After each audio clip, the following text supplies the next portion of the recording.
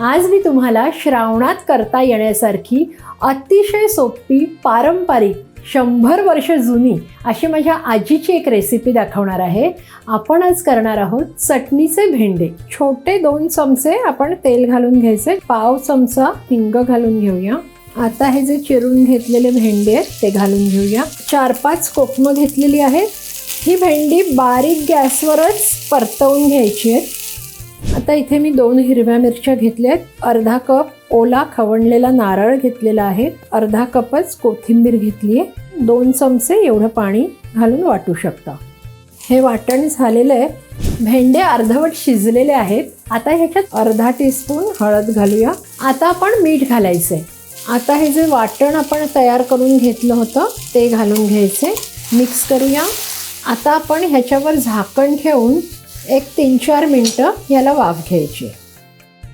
अशा प्रकारे सोपी कमीत कमी साहित्य वापरून केलेली सात्विक अशी भेंड्याची भाजी तयार आहे।